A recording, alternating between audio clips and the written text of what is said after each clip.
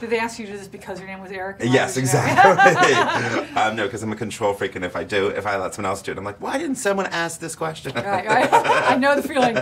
I know the feeling.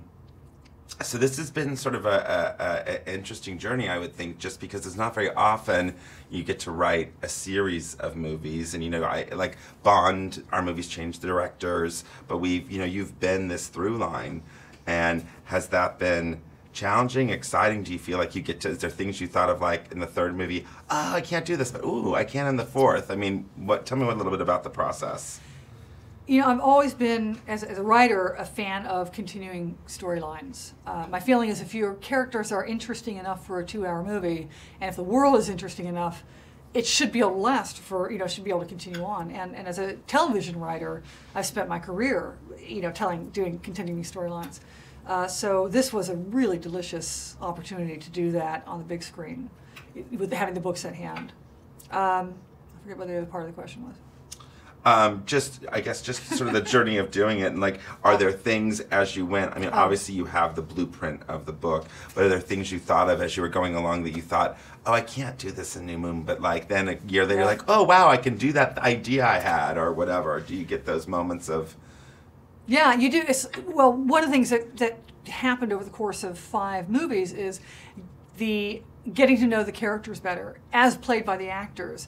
The actors inform the characters inform me, which informs the actors. So it becomes a sort of melding, this sort of interwoven creative exchange that happens, so that we are all more comfortable exploring pushing these characters to different places as you get further down the line.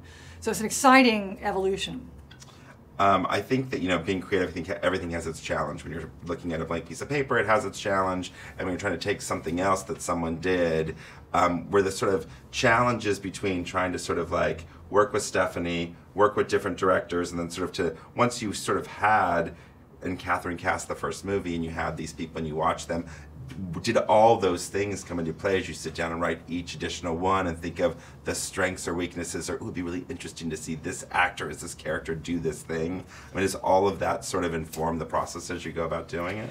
Yeah, absolutely. I mean, certain actors sort of come forward and you see what their strengths are, and you want to play to them. Like, for instance, Billy Burke.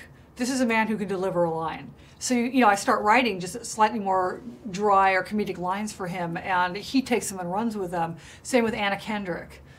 You see what great comedic timing she has, and she's actually one of the few characters I get excited about, like improvising. Improv to me is always a little scary. I spend a lot of time on that one sentence. But she is someone who you just kind of want to turn the camera on and just like go. She's so funny. What's been the sort of most rewarding part of the experience for you? The most rewarding part for me has been twofold. One, I've learned so much about the craft of screenwriting. This has been an incredible education for me, teaching me about adaptation and about storytelling. And then the other incredible part of it has been, it has changed my professional life entirely. I mean, it's been it's created these extraordinary opportunities for me moving forward. So I feel incredibly blessed to have somehow landed in the middle of all this. I was reading the Ultimate fan book and I heard about a story about a DVD and all that. And as I was reading, I was like, oh my God, my heart stopped, and I was thinking, oh my God, that's probably one of the worst moments of the 5 years. What's sort of one of the best moments? One of the moments that you'll think in 25 years when they're bringing us all out for the commemorative DVD or whatever format they have then. What'll be the story that you think, now this was the moment I'll never forget, or this was the... Well, certainly first and foremost are the premieres. Those are extraordinary events. There never has been and never will be anything like them, except perhaps the Beatles at the Ed Sullivan Theater in the 60s. And to be a part of that is surreal and exciting, and it's just an incredible event. I will never forget those. The things that I will carry with me are really the creative collaborations. The moment when Stephenie and I were sitting in a steakhouse and trying to figure out whether or not book number 4 should be a movie, how can it be a movie, how do you end it?